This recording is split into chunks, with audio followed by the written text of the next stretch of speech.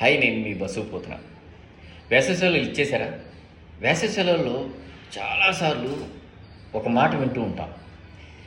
అమ్మో, వేసవి సెలవులు ఇచ్చేస్తున్నారు, ఈ పిల్లలు మా ఇంట్లో గందరగోళం చేసేస్తారు, వస్తువులన్నీ చిందరవందర చేసేస్తారు, వీళ్ళ హెడ్ఏక్ భరించలేం బాబోయ్. అందుకని నేను వదిన మా అబ్బాయిని వాళ్ళ తాతగారి ఇంటికి పంపించాను. లేదు, మా వాడిని అయితే నేను సమ్మర్ క్యాంప్లో వేసేసాను. లేకపోతే వాళ్ళని భరించడం అబ్బో తరం కాదు అని ఆడవాళ్ళు అనుకుంటూ ఉంటారా? కానీ వాళ్ళ ప్రెజెన్స్ని మనం ఎంజాయ్ చేస్తే అంతకన్నా ఆనందం మరొకటి ఉండదు. దానికి 2 క్వాలిటీస్ మనకు కావాలి. ఒకటి ఏంటంటే పేషెన్స్, ఓపిక ఉండాలి.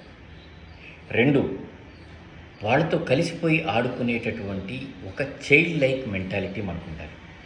అది ఉందనుకోండి, వాళ్ళే ఆనందించడం కాదు, మన ఆనందం కూడా డబుల్ అవుతుంది. మన ఇల్లు చక్కగా నందనవనంలో ఉంటుంది. రైట్? అయితే దీనికి కావాల్సింది ఏంటి అంటే, మీరు చెప్పొచ్చు సామాన్లన్నీ చిందరవందర పడేస్తారు, అవి సరిగ్గా మీకు తెలుస్తుందండి అనొచ్చు. కానీ మనం ఆ పిల్లలతో ఆడుకునేటప్పుడు ఆడుకుని ఇంకొకసారి ఏం చేయాలి అంటే, వాళ్ళని వాళ్ళే సర్దుకునేలా కూడా మనం మెల్లగా ఓపికగా చెప్పగలిగితే, చేసి చూపించగలిగితే వాళ్ళు ఫాలో అయిపోతారు, డెఫినెట్గా ఫాలో అవుతారు. ఇది ఉంటుంది. ఓకే.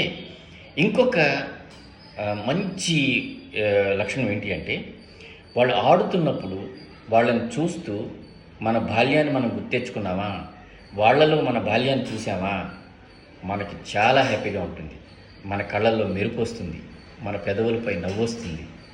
మన బాల్యం మనకి వాళ్ళలో ఎంతో అందంగా కనిపిస్తుంది. అప్పుడు మనం ఎంజాయ్ చేయగలుగుతాం. వేసవి సెలవులు వాళ్ళకే కాదు, మనకు కూడా చాలా హాయిగా ఆనందంగా అనిపిస్తాయి.